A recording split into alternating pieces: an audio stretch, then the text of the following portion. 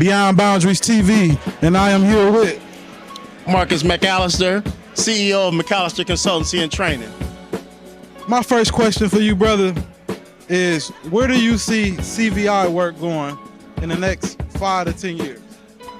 Man, I see CVI, I see it expanding because, you know, we have been putting pressure on this administration and they've been coming through as far as supporting us with dollars. And so I see like more individuals being educated on what CVI is. I see CVI being a better alternative to slowing down violence in our communities than calling the police. And so I just look at, you know, I look at growth. I've been in this 21 years, Steve, and from my vantage point, it's constantly been elevating.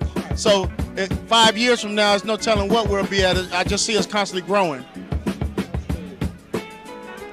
My second question is, out of all the years that you've been doing this, what advice would you give somebody who feel like that, you know what, I've been going at this so hard, I've been working with this certain individual, but I feel like this individual is not, you know, coming to terms with being positive. What could you say to a person like that? Man, so I'm gonna give my first answer, which would be the answer that's just in my spirit because I'm a pastor. So I would say, do not grow weary in well-doing, because you're in due season you'll reap your benefit if you faint not. So I would tell somebody, don't give up, because it seems like that in the beginning, that if things are not going the way you want it to go, but if you just stick with it, because you're doing a good thing. We blessed are the peacemakers, Steve, and so when you're doing God's work, all you gotta do is stay the course. And if you stay the course, at the end of the day, you're gonna be blessed, no matter how it may look. We can't let the devil have no victory here. And then I just tell somebody, listen, man, think about how far you've already come. Sometimes we don't give ourselves credit about how far we come, and we allow one situation that might not go our way act as if like everything's falling apart.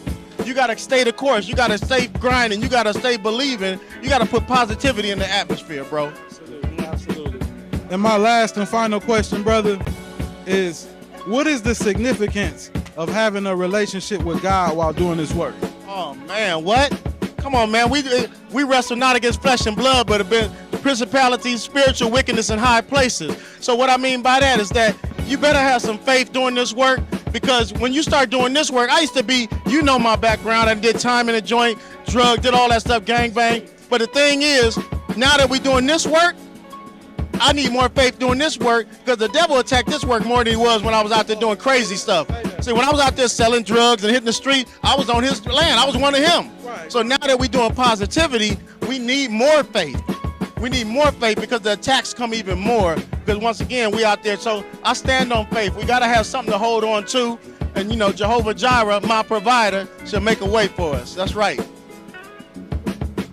This brother is a legend in his work. Thank you, man. You know, one of the people who keep me motivated to do this. We got a lot of good things coming up, and I just want you to shout out your church. Oh man, shout out to Jesus Name Apostolic Church in Waukegan, Illinois, where I proudly serve as one of the associate pastors. I gotta give a shout out to CVI LA, where I'm the Dean of Students. As you know, who would have thought that I'm the Dean of Students, but I only got my GED in the penitentiary. But now I'm the Dean of Students of one of the biggest Ivy League best colleges in the country. You can't tell me what God can't do. Don't have me bring out this phone and show them how I was at the White House last week doing my two-step. That's right, in the White House. I got a picture of me shaking my homeboy in the yard, and the next one's me and President Joe Biden shaking hands. Come on now, they'll see it on Instagram. All love, baby.